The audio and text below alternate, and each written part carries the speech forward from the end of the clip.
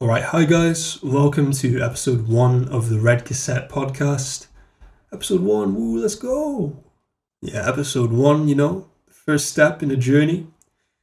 Yeah, so in today's episode, we kind of want to have a little discussion about creative development, about the sort of things you need to be aware of, the things that I've discovered over the past few years making music and trying to embody my highest ideal, the things that I've learned, and just some information.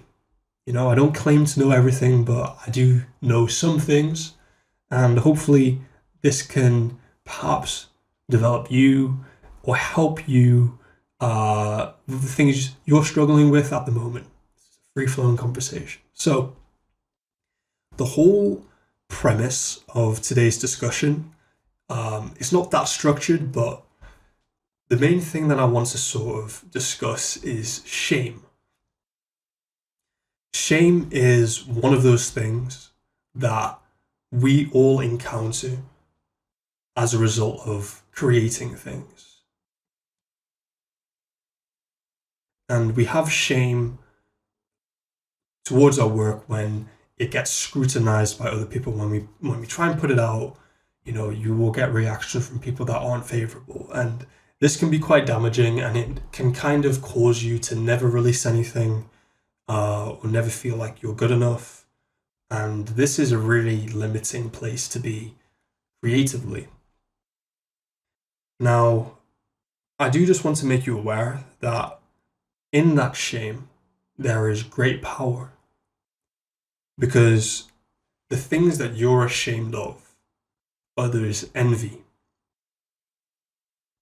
And your ability to overcome shame and your ability to withstand shame and your ability to bypass shame is actually the barrier to entry for your success.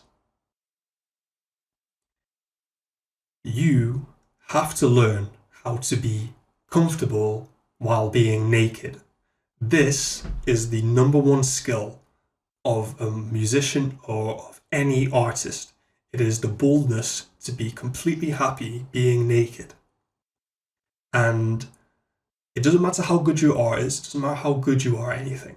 If you don't learn how to be comfortable with your work, which is an extremely, how can I put this, which is the most vulnerable form of yourself, you have to be happy putting that out. That is what an artist is. You have to learn to disregard perception. You have to learn how to be stubborn enough to allow others not to get it. And when people don't get it, to not alter your approach. And this sounds so counterintuitive. It sounds like, what most people would be thinking is, hey, if people don't get it, that means that what I'm doing isn't right. But I had a sort of discussion about this. And I truly believe that everyone has a piece of God's blueprint inside of them, and it's their job to bring that blueprint to fruition. So, if that's the case, if you have earnestly worked on this thing and you feel, in the privacy of your own home or in the privacy of your own mind, that this is something that you've put effort into and you feel like it expresses you, then that means that you have expressed the blueprint that has been impressed into you by God. And to say that your work isn't good is to say that God's design is bad. And that doesn't make sense. So, by extension, what you create has to be good. Maybe it's not for everyone, but there's a purpose to what you've created.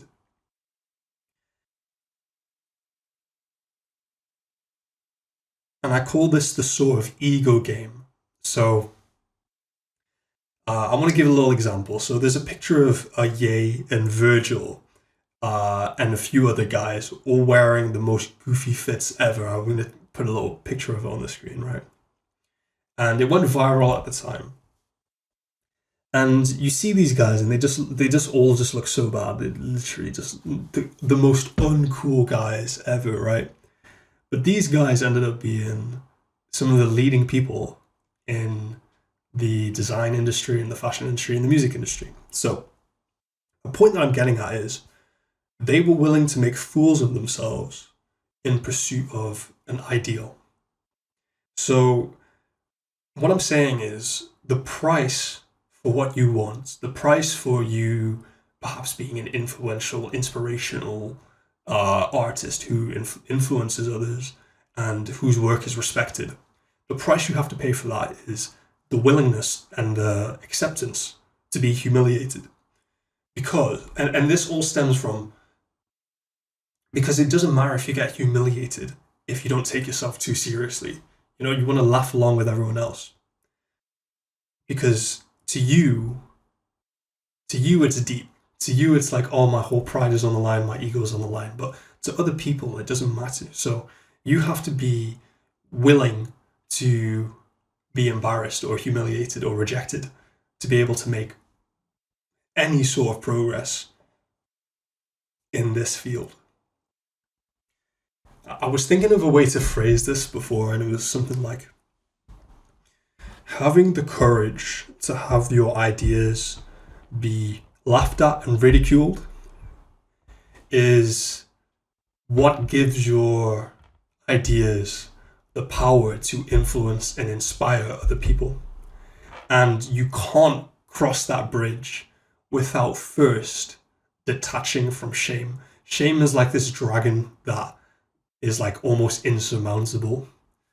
But once you reach a level of awareness and a level of consciousness to be able to bypass that and to be able to suspend your shame, well, that's a very interesting point. So in the biblical story of Adam and Eve in Genesis,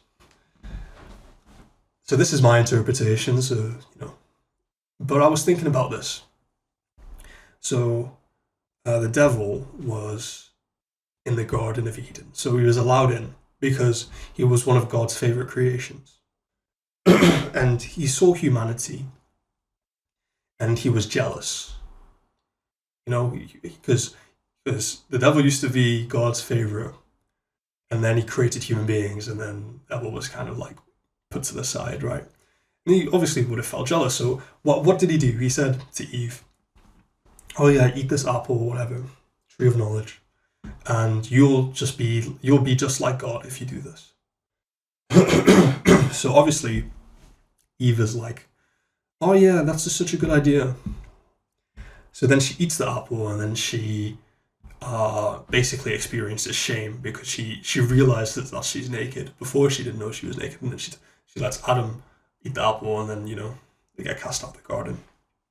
So basically what happened here was shame was introduced to separate Adam and Eve from divinity. Once they realized they were naked, they didn't embrace it anymore. And when they didn't embrace it, their true nature, their true divine nature, they were cast out of paradise.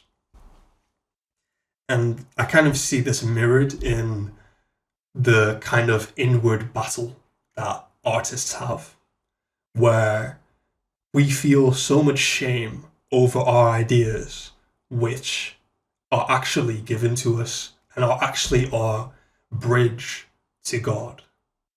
They're our bridge.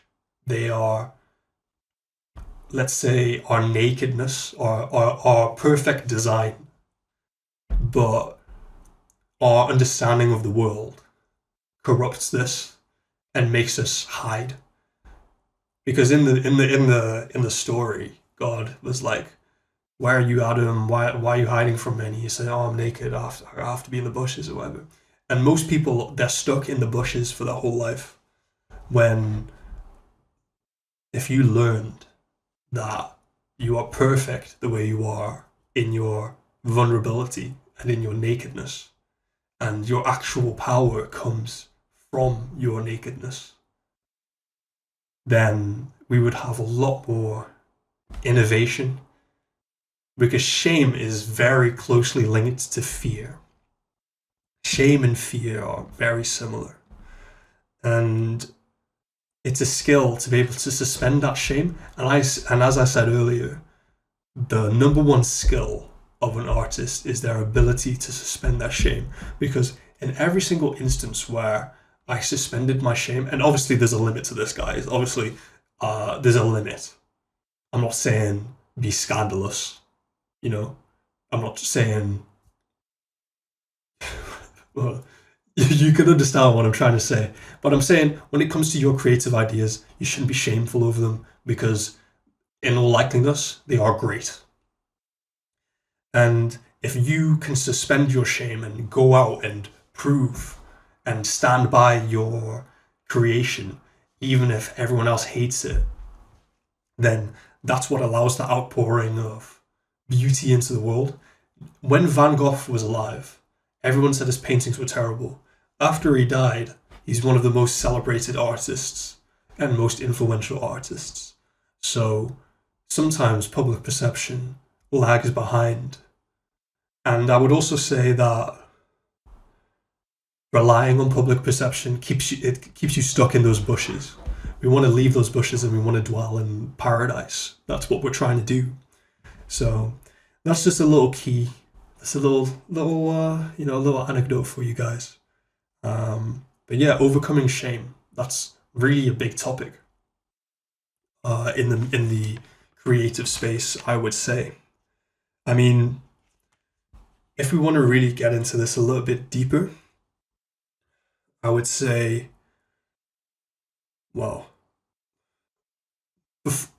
before you get to that stage of the shame, well, once you're still in the bushes, I would say you do need a period of keeping your head in the sand and ignoring everything around you, so you can actually develop that kernel of individuality that sets you apart. Because if you don't unplug, you don't just work on your own stuff for a few years and you just kind of develop your weirdness, let's say, or your uniqueness, if you don't have that period, then you're just going to be a carbon copy, which is what you see a lot of these days.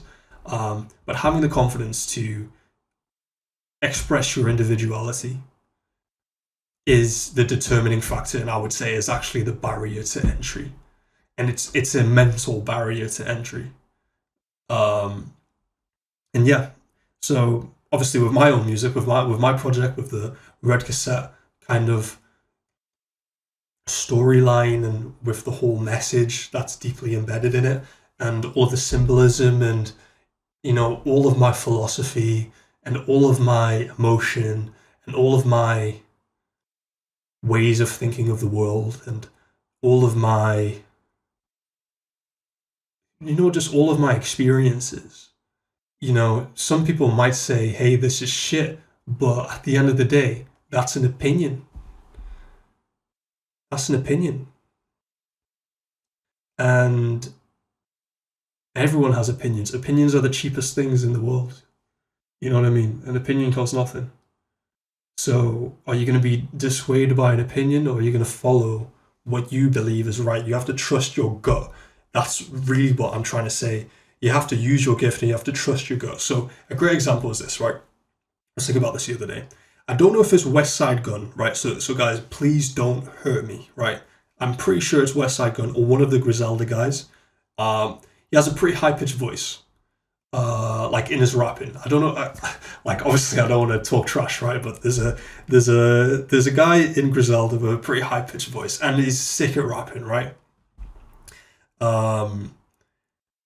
Now, I would say if I had that voice and I didn't have the discography and I didn't have all of that, I would kind of be insecure about that, because I can't really think of anyone else who has that type of voice in the rap scene.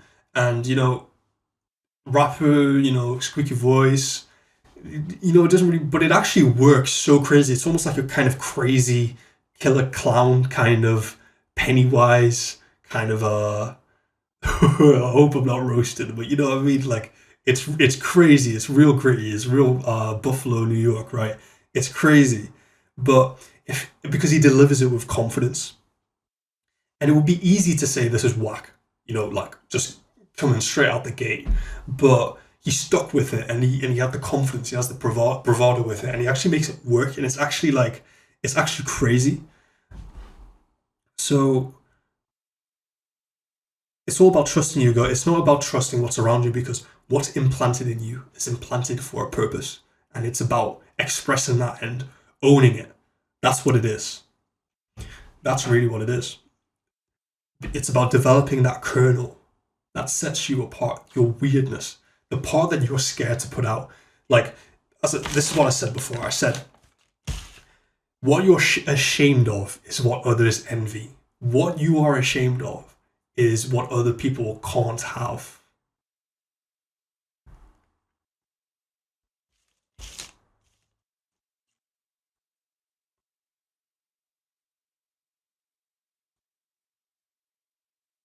So yeah, I don't want these discussions to drag on for too long, and I want to keep it relevant. But yeah, I would say that's episode 1 of our discussion. Overcoming shame is a very important topic, and your ability, because it's always going to be there, guys. It's always going to be there. It's not like you can just get rid of it, but you need to learn to suspend it, because shame is part of our human condition. It's just something we have. It's not something that you can just take off permanently, but you can suspend it. And the ability to suspend shame is your ability to deliver pure artistry to the world. Amen.